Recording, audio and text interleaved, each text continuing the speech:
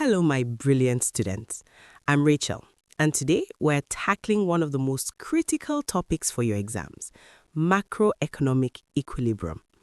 Have you ever wondered why economies have these huge booms and then suddenly fall into recessions? Well, understanding that is the key. And you know what? Mastering this one topic is pretty much a guaranteed way to scoop up some serious marks on your WAEC, JAMB, and NECO exams. Alright, here's our game plan for today. We're going to move fast, from the core ideas straight into real-life exam questions. No fluff, just what you need to ace this. Let's get to it. Okay, let's dive right in. We've got 60 seconds on the clock. This stuff is the absolute foundation for everything else we're going to talk about. So let's get focused. Okay, so take a look at this table. This is basically your cheat sheet for the ADAS model. It all comes down to one thing: finding that sweet spot, that equilibrium, where what everyone is buying, that aggregate demand, perfectly matches what the whole country is producing, that aggregate supply. Oh, and see that great debate at the bottom between the classical guys and the Keynesian guys? Yeah, that's a huge deal for exams, so keep that in mind. Alright, enough with the theory, right? Let's put this into practice and see how it actually shows up on the WAEC exams. These aren't just about memorizing, they really test if you can connect all the ideas together. First up, we've got a question from the May-October 2014 paper. Now, it might look super basic, just define economics, but don't be fooled. The way you define it is the very first step to understanding the whole equilibrium puzzle. And notice it's a two-parter. You got to answer both to get those full marks. So here's the deal. The absolute key is linking economics to human behavior. See, economics isn't just about money, it's about people and the choices they make. And once you get that, you can start to see how all those individual choices add up to the big picture of macroeconomic equilibrium. So remember those magic words, scarcity and human behavior? Yeah, here's a classic from May 2017. Examiners absolutely love this question. Why? Because if you mix up micro and macro, you're going to have a really tough time analyzing the main topic we're talking about today. Just remember this super simple way to think about it. Micro is like looking at a single tree, while macro is looking at the entire forest. Macroeconomic equilibrium, our topic for today, is definitely about the whole forest. We're talking about the big stuff: national output, inflation, unemployment, the whole shebang. Okay, now for a question from 2014. Adam Smith's invisible hand. This isn't just some fancy phrase, you know. It's actually a core theory about how an economy can reach equilibrium all by itself. And this connects right back to that classical view we mentioned at the very beginning. And this is such a brilliant idea, right? It shows how a bunch of people just looking out for themselves, you know, the baker just trying to make a living, can accidentally end up doing what's best for everyone else. No central planner, no government telling them what to do. The market just figures it out. It finds its own equilibrium. It's a really powerful concept. Okay, let's switch it up and tackle JAM. Now, this is a whole different ballgame. It's multiple choice, which means we need to be quick, sharp, and precise. Let's see how the same big ideas are tested in this format. Alright, from October 2017, the PPC, or Production Possibility Curve. What is this thing really showing us? Try to think back to our big theme for today. What on earth does a PPC have to do with the total production of an economy? The logic is pretty straightforward. You can't have everything, so you have to choose. That's scarcity and choice.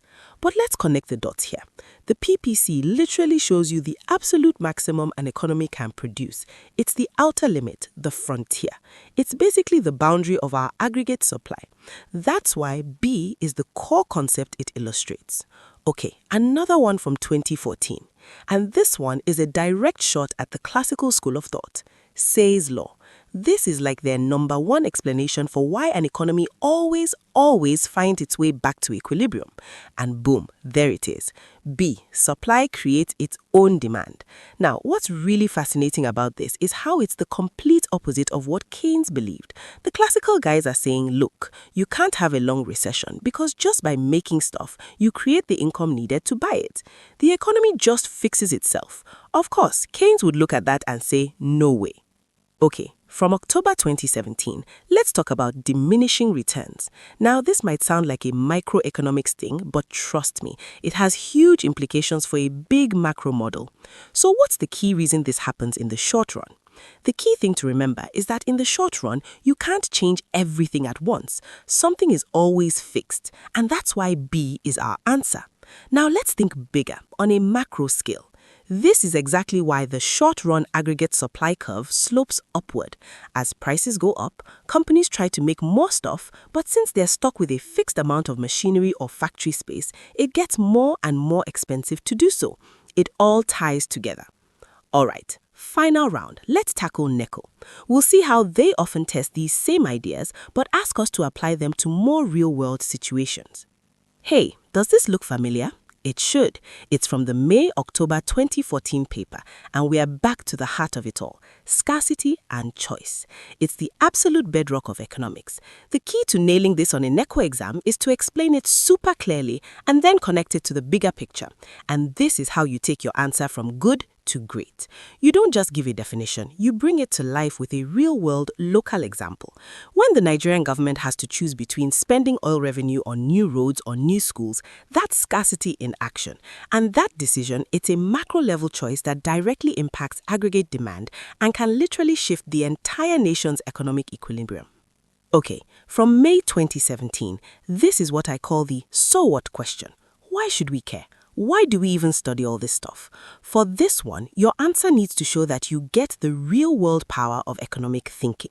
These 3 points right here are your ticket to full marks. And just notice how all of them are really about managing the economy's equilibrium. We use economics to push for growth, to fight unemployment and inflation when that equilibrium is in a bad place, and to help the government make better policy decisions to create a better balance for everyone. Okay, before we wrap this up, let's lock in the most important takeaways. Think of this as your secret weapon for exam day. Listen up, because this is an absolute game changer, especially for JAM where speed is everything. If you see a question mentions short-term or unemployment, your brain should immediately think Keynesian. If it mentions long-term or self-correction, think classical. Seriously, using this little trick can help you eliminate wrong answers in a split second. It's a huge advantage. So, when you really think about it, everything we've looked at today, from the basic definition of economics to the PPC to Say's law, they're all just different pieces of the same giant puzzle. And that puzzle is understanding how a whole national economy finds its balance, its equilibrium. The big debate, the one that never goes away, is should we just let it find its balance on its own, or do we need to step in and give it a push? That's really the question at the very heart of macroeconomics. Keep practicing, stay focused, and you are going to do great. And hey, don't forget to like, share, and subscribe. And for more practice questions, be sure to visit www.examkp.com. I'll see you in the next lesson.